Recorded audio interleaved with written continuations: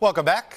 We're going to turn now to a couple of end runs around the November election results. In Wisconsin, the Republican legislature has approved a set of bills that essentially would strip some power from the newly elected governor and attorney general.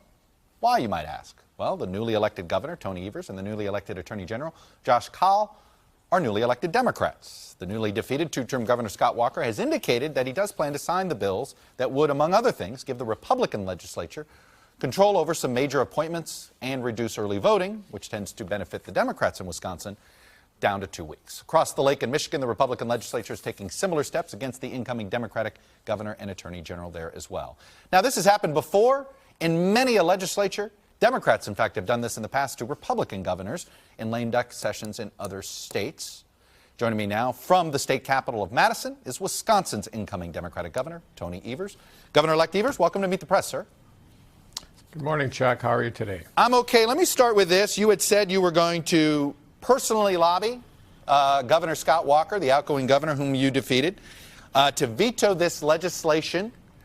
How have those talks gone? Have you met with him?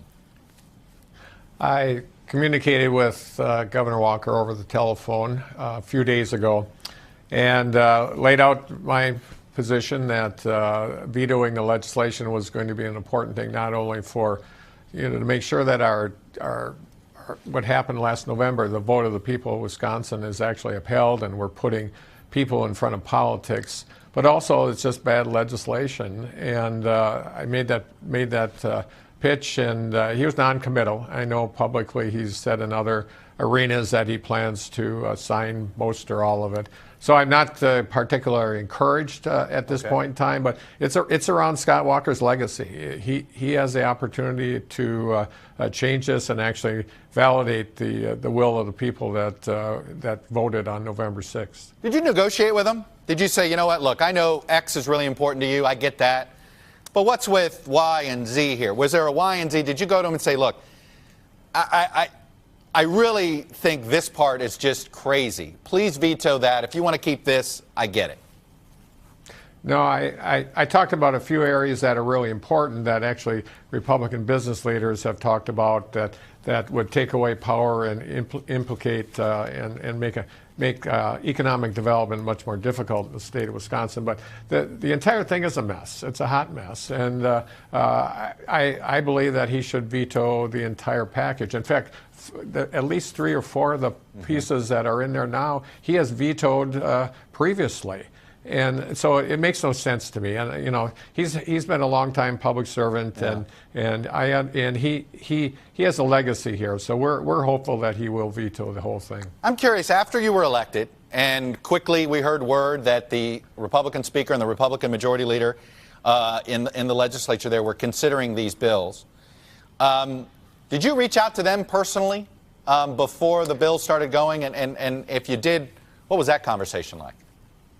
Well, I met with Robin Vos, the speaker, much before those words came, that rumor came down the pike. No, I haven't had a chance to talk. I mean, it was last minute. It's one of these, here's a rumor, and then here's the bills that have been worked on for several months. But, Chuck, if Scott Walker had won this election, we wouldn't be sitting here talking to you today.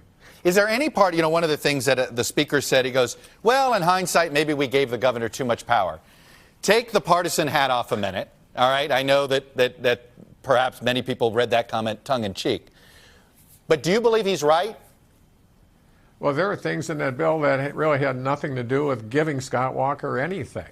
So, no, I don't agree with that. We have balanced power in the state of Wisconsin. The legislature and both sides are Republican. I'm a Democrat. The Attorney General's a Democrat. No, I view this as completely different than what Robin Vos believes, and that is that we are trying to invalidate the will of the people. The people of Wisconsin voted for me because they knew that I was for good schools and good transportation system and good health care. They didn't elect me to fight over administrative powers in the state of Wisconsin vis-a-vis the Republican majority. No, I think this gets us off to a bad start, and I think it's a mistake, but we'll continue working to get the people of Wisconsin to convince Scott Walker to think about his legacy and make sure that he vetoes this language. Democratic Congresswoman Gwen Moore said the following: the legislatures who engineered this coup, their actions amount to a smash and grab hijacking of the voters' will. You think coup's the right word here? Well, it's always it seems strong, but the fact of the matter is, as I just said, if Scott Walker had won this election and he did not, I did, we wouldn't be sitting here talking about this today. We wouldn't be talking. Scott Walker wouldn't be sitting here talking about, geez, they're trying to balance the power here. So no, I think it is it's directly related to a win by a Democrat, and that be me. Right. And we need to have this vetoed. One of their rationales has been, well, Governor-elect Evers' margins all came from two cities, Madison and Milwaukee. We have to represent the rest of the state. What do you say to that charge? And more importantly, you won a very narrow election. How do you reach across this divided state at this point? Well, it would have been a lot easier without this legislation, I'll tell you that. I have reached, in my present job as state superintendent, that's a statewide elected position, and I've reached across the aisle on all numbers of issues. So that's part of my DNA. I'm an educator, so I always try to find common ground, and I'll continue to do that going forward. This just makes it more difficult. But I won the election. Any way you slice it, I won the election, and actually I narrowed some of the votes outstate. And I've won lots of those counties outstate in the past. So I am the governor. I will be the governor of the state of Wisconsin. Right. I'll represent all. And if he doesn't veto this legislation, do you plan to sue? Do you really think you have standing? Well, all issues are on the table. I'm not making any promises one way or the other, but we're looking at all issues, all options at the table. I need to stand up for the people of Wisconsin. There's 2.6 million people that voted in this last election, and they expect me to do that. So we're going to pursue this.